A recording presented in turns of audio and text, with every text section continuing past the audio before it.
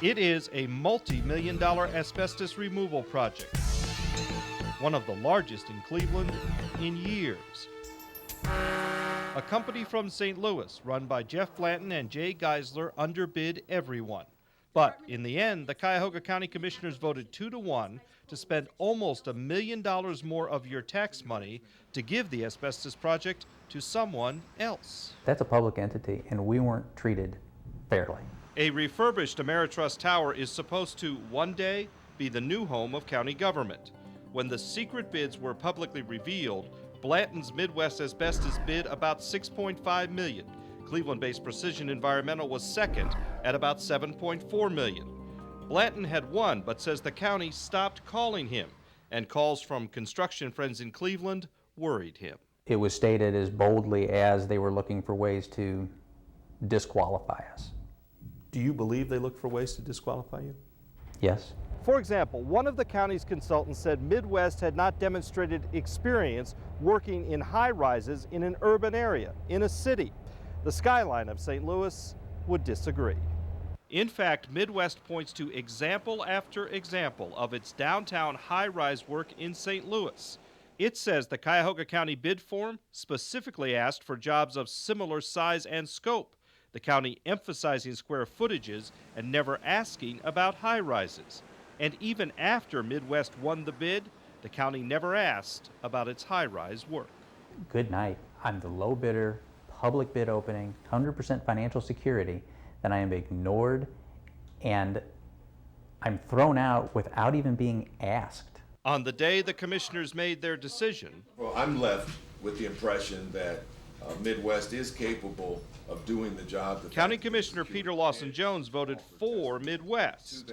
But first he asked the Ameritrust Project manager, the same consultant who said Midwest hadn't demonstrated downtown high-rise experience, if Midwest's 100% bond wasn't a good enough guarantee. The project manager told Commissioner Jones the bonding company wouldn't know that Midwest was working on a high-rise project. The bond is given basically on the size of your project, not so much the type of work that you're doing on that particular job. But Midwest bonding company Zurich International tells the I-Team it had developed a full underwriting file, which included details on the project to be undertaken. Zurich says it knew exactly both the scope and type of work that it was insuring.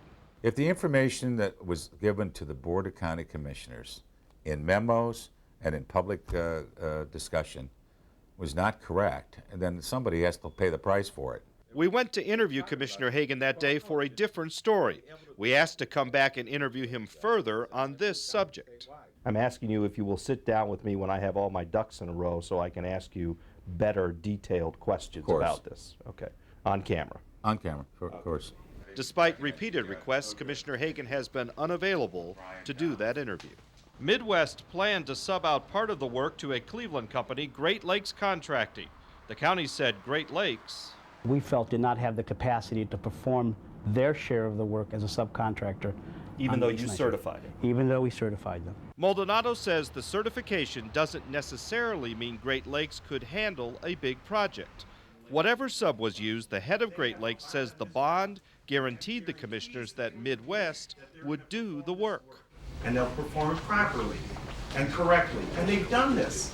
Please just look into it before you make this decision. Which is exactly what Commissioner Jones suggested. I'd like to consider this for an additional week or so. 15 seconds later, it was over. Commissioner DeMora?